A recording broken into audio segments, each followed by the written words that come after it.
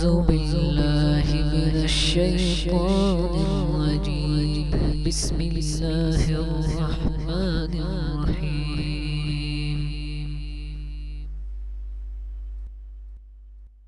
Starting in the name of Allah, the most beneficial and the most merciful. Our Prophet Muhammad ﷺ's life was truly inspiring and still inspires the humankind.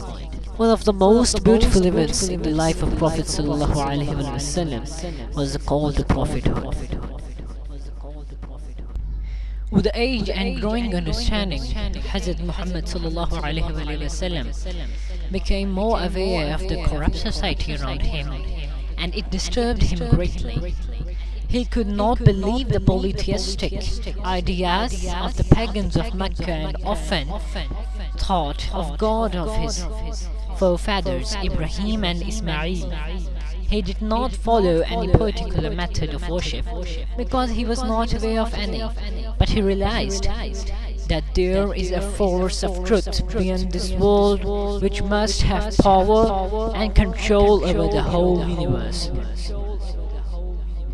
A few years before the conferment of prophethood, he became more and more fond of solitude.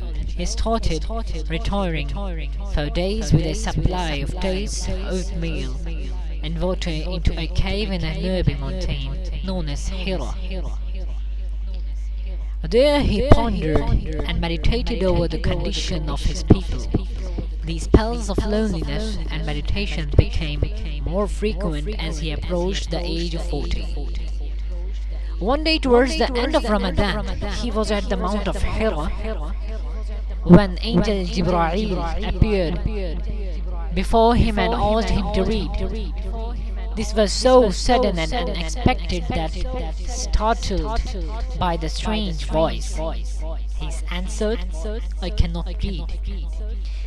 Then he ﷺ felt that he was being hugged and squeezed so hard that he thought that he would die of suffocation. He was then released and the request to read was repeated. "I cannot read," said Muhammad ﷺ again.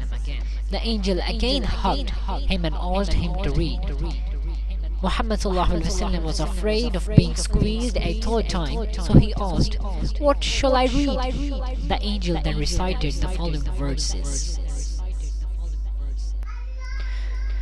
Bismillahirrahmanirrahim. اقرأ باسم ربك الذي خلق خلق الإنسان من علق اقرأ وربك الأكرم الذي علم بالقلم علم الإنسان ما لم يعلم. Proclaim in the name of the Lord and Creator who created man out of a cloud of congealed blood. Proclaim, and the Lord is most merciful, He who taught the use of the pen, taught man that which he knew not. Prophet Muhammad ﷺ was greatly shaken by his experience and he ran out of the cave. Suddenly, he heard a voice, and raising his head in the sky, he saw the same angel in the form of a man, filling the whole horizon and saying, "O Muhammad ﷺ, you are the messenger of Allah subhanahu wa ta'ala, and I am Jibreel." Whichever way he looked, he saw the same vision and heard the same voice. He stood there until the angel disappeared. After that experience, he came home a bit shaken at his self-selection for this great and noble mission.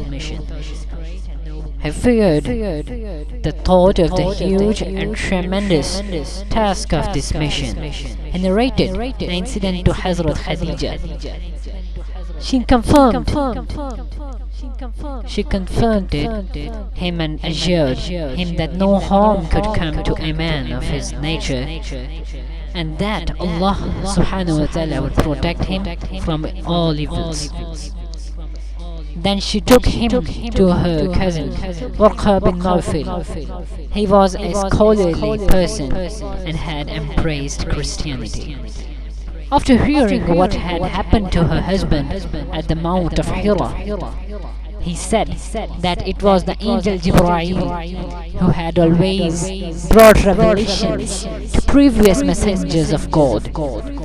He also informed her that his enemies would turn the new prophet out of his city.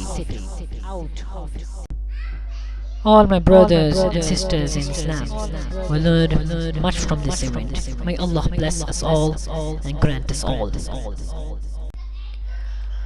ربنا ولا تحمل علينا إصرا كما حملته على الذين من قبلنا ربنا ولا تحملنا ما لا طاقة لنا به واعف عنا واغفر لنا وارحمنا أنت مولانا فانصرنا على القوم الكافرين.